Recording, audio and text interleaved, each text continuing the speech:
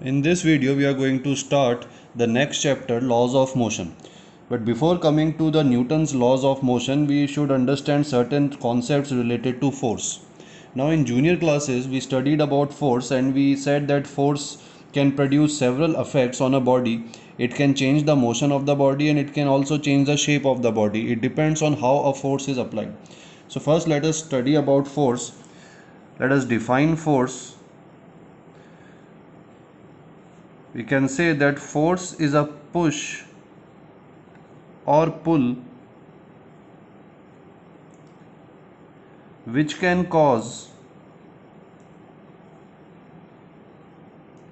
change in state of motion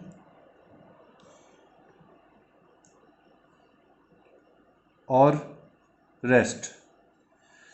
So here we are talking about the change in motion only. We are not talking about change in shape. That will come in a separate chapter. In this chapter we are going to talk about only the state of motion. Now when we are talking about state of motion, we know that the state of motion is defined by the velocity. If there is a value of velocity, we say that the body is moving. If the velocity is zero, we say that the body is at rest. So if we are saying that force can change the state, that means what we are saying is force can change velocity of a vector, the velocity of a body. Now we know that velocity is a vector quantity. It has magnitude and also it has direction.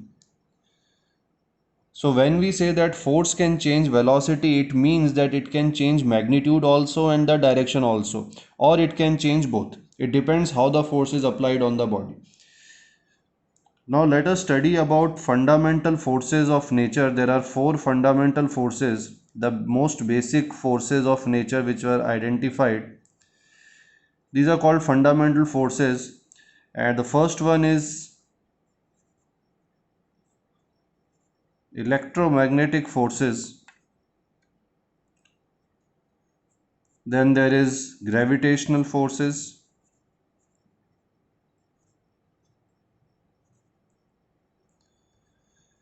There are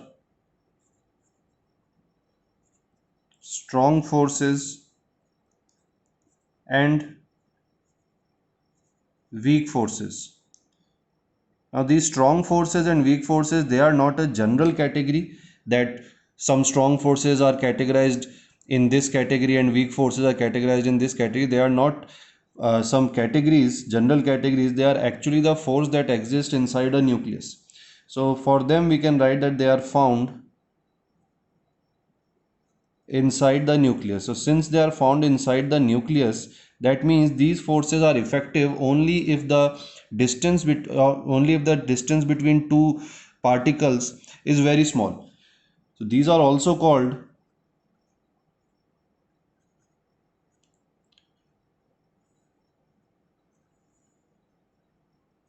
short range forces.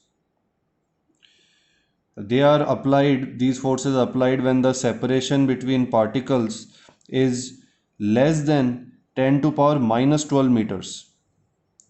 So these forces work in the separation of this order, and also they are sometimes when the separation is 10 to power minus 15 meter, then the strong force will be applicable inside the nucleus.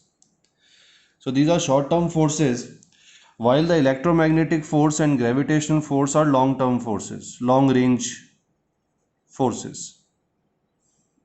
That means they can be applied on the bodies with larger separation.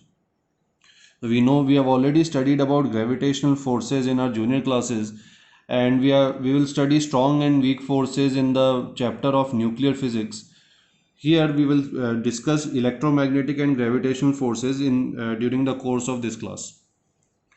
Now if we look at all these forces and we compare, if suppose you ask the question which one is the strongest forces, then it would seem that gravitational forces is the strongest force, because we encounter these forces on a day to day basis. We know that these forces are between sun and the solar system, different planets of solar systems, between the planets and their moons.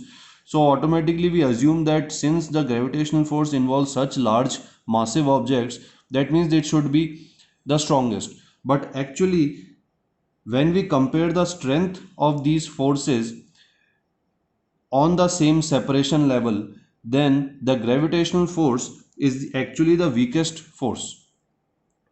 The gravitational force is the weakest kind of force out of these four fundamental forces. So if we compare their relative strength, this is just to give you an idea of different types of force. If we compare the relative strength of these fundamental forces, then the weakest force that will come first will be the gravitational force.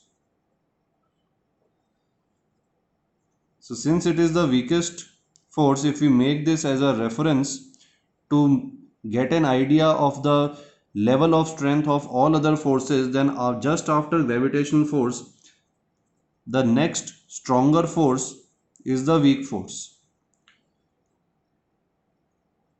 Now, if we talk about how much greater is weak force than gravitational force, then we can say that for same pair of particles,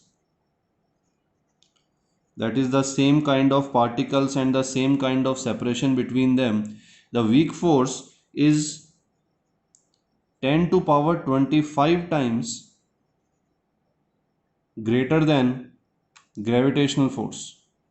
So this is how strong weak force is, or we can say that this is how weak gravitational force is. That weak force for the same pair of particles, it will be 10 to power 25 times of the gravitational force. Now it is much, weak force is much stronger than the gravitational force. The only thing is that the gravitational force can be applied on over large distances, while weak force we know that it is applied on very small separation.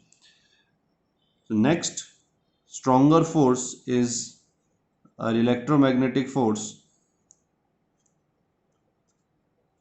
These forces are around 10 to power 36 times greater than gravitational force. These are the forces which are between charged particles, between electrons and protons, and between similarly charged particles. We have electromagnetic forces of attraction and repulsion. We are going to study them in detail in further classes. But here we can see that how the strength of force increase with comparison to gravitational force. Now the strongest force that we have, the strongest natural force, the strongest fundamental force are the strong forces. So these are 10 to power 38 times of gravitational force. So we can see that if we compare all the forces and we compare their relative strength, the gravitational force is the weakest force. Although it seems to us that it is the strongest force because it is the most experienced force.